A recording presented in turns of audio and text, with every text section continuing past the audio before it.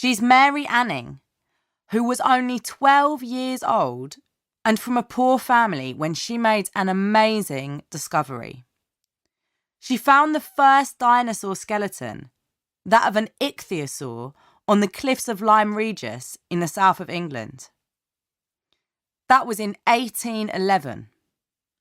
And until then, people had thought that it was impossible for an animal to become extinct. Because she was a woman and didn't have enough money for a proper education, she wasn't able to take part properly in the scientific community of the time.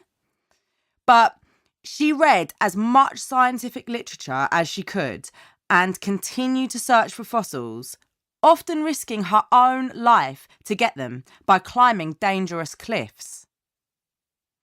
She once nearly died in a landslide which killed her dog.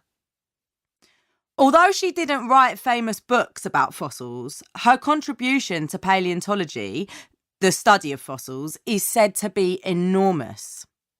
I admire her because she kept on trying to make new discoveries at a time when usually only men, and men with money, were allowed to be scientists. After her death, the writer Charles Dickens said that the carpenter's daughter has won a name for herself and has deserved to win it. B. My hero is Kailash Satyarthi, who has been campaigning against child slavery for years. He is from India and first became aware of the problem of children working when he was 6 and noticed that a boy younger than himself had to spend all day polishing shoes and was unable to go to school. When he was 11, he began to collect money to help buy textbooks for other children, and when he was 26, he gave up his job as an electrical engineer to fight child slavery in India by doing things like raiding factories where children were forced to work, making rugs or glass bottles. He introduced a program first called Rugmark, now known as Goodweave, which puts tags on child labour-free rugs made in factories. He has saved many thousands of children, over 80,000, from a terrible life of enforced labour in South Asia, and helped them to get an education. He has often been physically attacked for helping children, for example for trying to free Nepalese children forced to work in a circus. He regularly risks his life to fight injustice. 2 of his colleagues have been murdered. I believe that the best thing he has done is to change how people think about child slavery and to make it an international issue. C.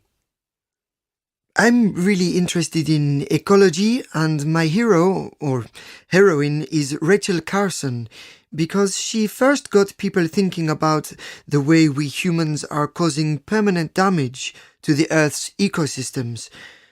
She began as a biologist, specializing in writing about the sea, but she gradually became aware of the danger of using pesticides like DDT and the way they can harm the whole of the food chain, from the worm to humans.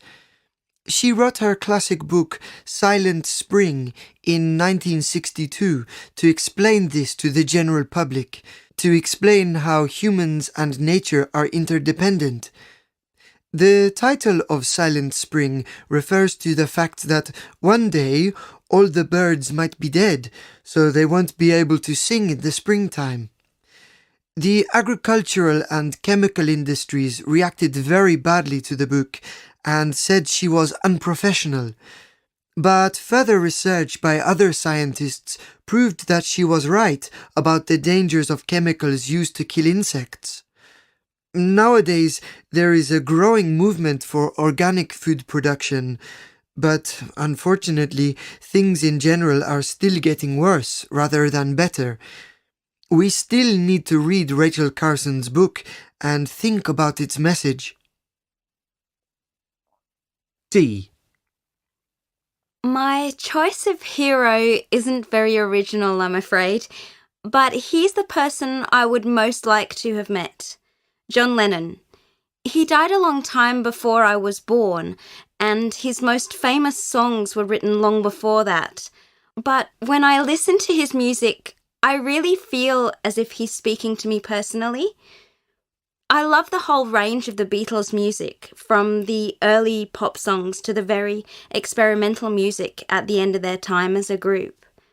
John Lennon was the most innovative writer in the Beatles, and he continued to create exciting music when he left and went solo. But although I love his music, what I admire about him is his dedication to universal peace. It's amazing that the song Imagine, written in 1971, is still incredibly popular after all this time.